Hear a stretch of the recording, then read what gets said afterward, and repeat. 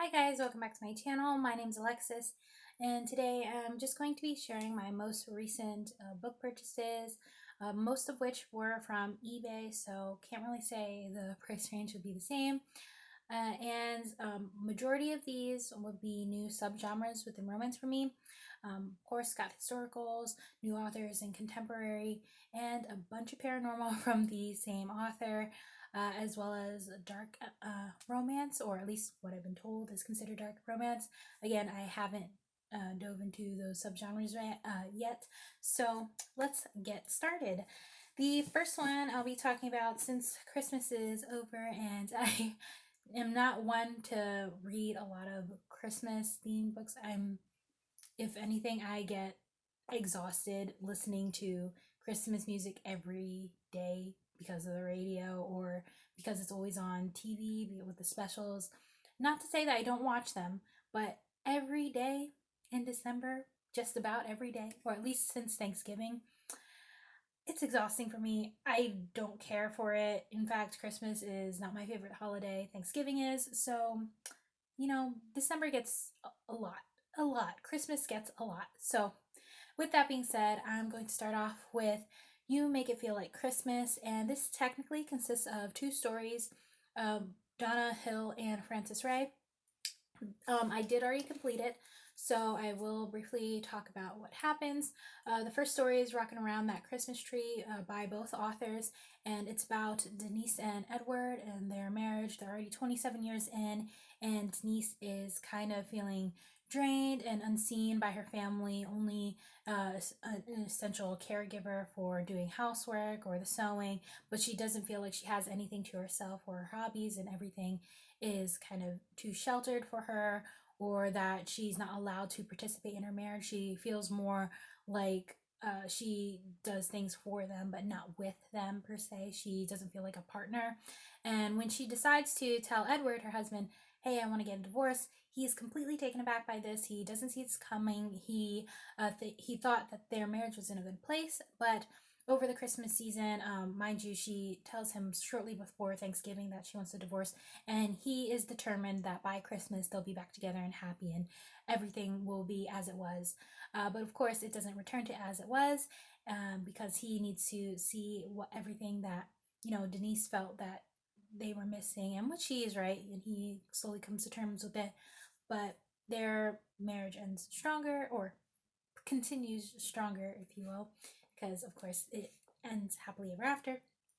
And then the second book is The Wish by Frances Ray,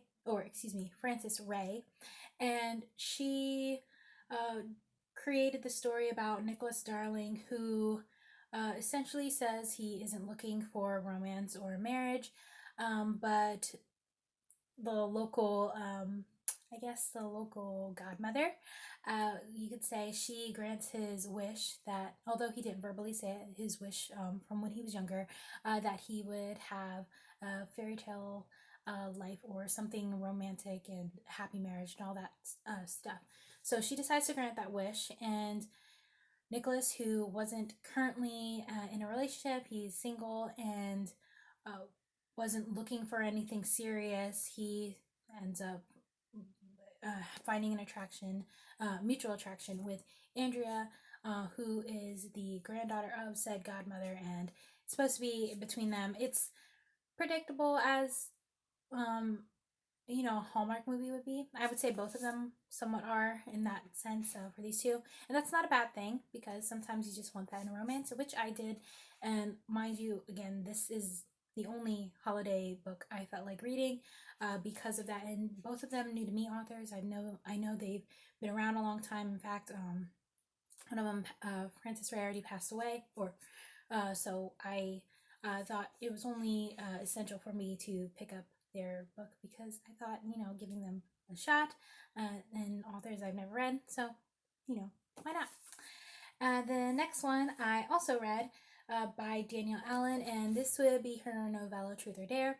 It's between Simone and Kingston. Now, they are two friends who've known each other since college, and they're two of, I believe, 8 people who have been a really close-knit group since college, some of whom have dated within the group.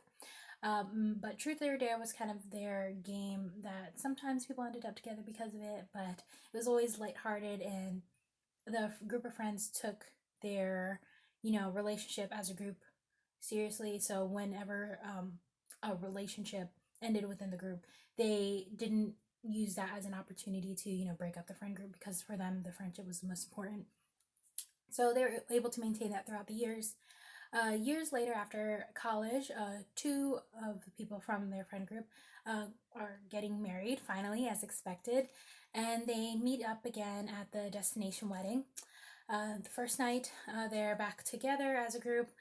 They played Truth or Dare, and Kingston and Simone end up kissing, and from there, their relationship ensues. They start to see more mutual attraction. This is a story completely from Simone's view. Over the course of that trip, it gives hint as a happy for now ending, not so much, diving right into their relationship. It's more so that they decide to agree to a long-term relationship before, knowing that they want endgame, or at least they admit to each other they want to be endgame, and it's supposed to be their startup there. There is some subtle drama in the background going on, but nothing too dramatic between these two. It's kind of just, I've always been attracted to you, or there's always been this mutual attraction, or budding mutual attraction, and it's just really cute. So I could see myself reading this author again, but again, because it's completely from one perspective, I can't say I would hop right into it, but it was still a very good story. Next one, my first purchase by Brittany C. Cherry, Behind the Bars, and this is an interracial romance. I want to say second chance based on the synopsis on the back, but it's supposed to be between Jasmine Green and Eli. I want to say Eli. Shoot.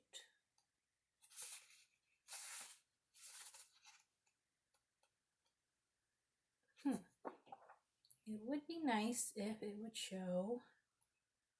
Oh, Elliot. That's his name. So this is between Elliot and Jasmine. So they met in high school. Years later, life made them harder, colder, feel encaged. And this is supposed to be their romance years later. I'm not exactly sure. Just based on the cover and the series, it's titled the Music Street series. So I'm assuming it has to deal with that. But when I checked, this is the only book in that series, and this was actually published a few years ago already, so I don't know if Brittany C. Cherry plans on revisiting it yet. But who knows? I didn't start reading. It is dual perspective, so I'm looking forward to that. Next, I'll hop into the Paranormals, because I've never read Paranormals, and surprisingly, during the holiday season, I just felt like purchasing a bunch of Paranormals, because I refused to purchase any holiday ones or things that just I didn't feel like it. So the first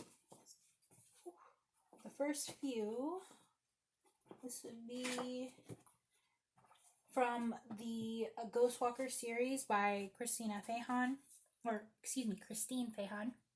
I've never read this author either.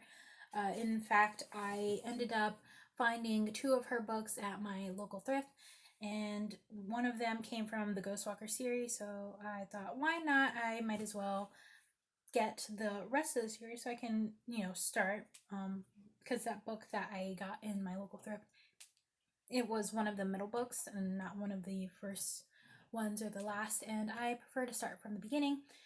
So, I believe these are in order. If not, forgive me, but hey, I didn't read it yet. So, I'm just going to be sharing the covers. The first one's Shadow Game. Oh, all of these have game in the title, so not to make it confusing, but first one's Shadow Game. Next one, Mind Game. I know those two were the first, but then the rest of them kind of out of order. So, Murder Game, Deadly Game, Ruthless Game, street game, predatory game, and samurai game. I believe there are about 18 books in the series, and these are the ones I got in that haul. And I also have Lethal Game, which is the one I got from my local thrift. Now, the next series would be two books, the first two books that are currently out. I again found on eBay by Mila Vane, and the first one, Heart of Blood and Ash. Second one, A Touch of Stone and Snow. These ones I think are supposed to be dark romances, but alas, I didn't read them yet, and I believe fantasy as well, because the title of the series is Gathering of Dragons. So, looking forward to those.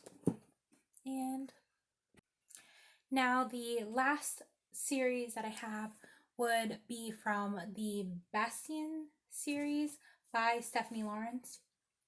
New to me author, historical romance.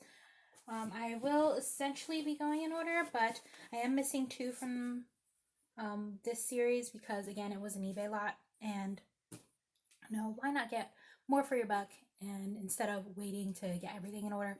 So I'll just have to buy those two books at a later point.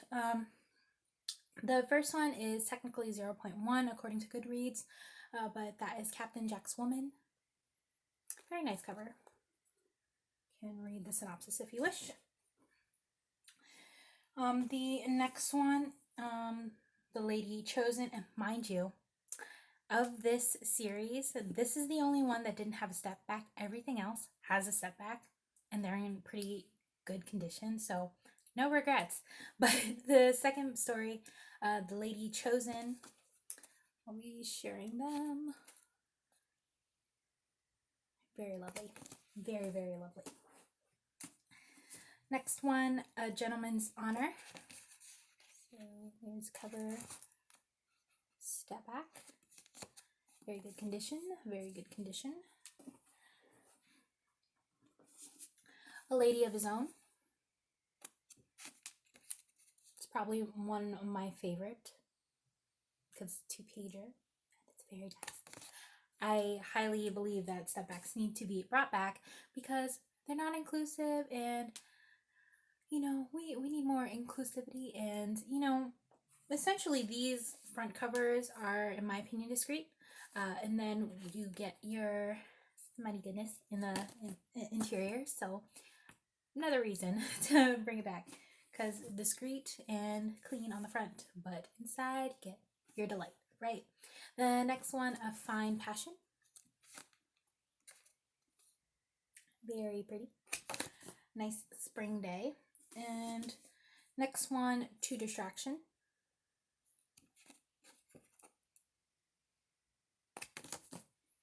And lastly, The Edge of Desire. Not sure if I'm going to remove the stickers quite yet, because it could leave this sticky residue, so I haven't decided how I'm going to do that. But that concludes my haul for today. Hope everyone enjoyed their Thanksgiving and Christmas and any other holidays you may celebrate around this time of year. As always, thank you for watching, and until next time, whenever that is, I'll be seeing you. This is Alexis. Bye.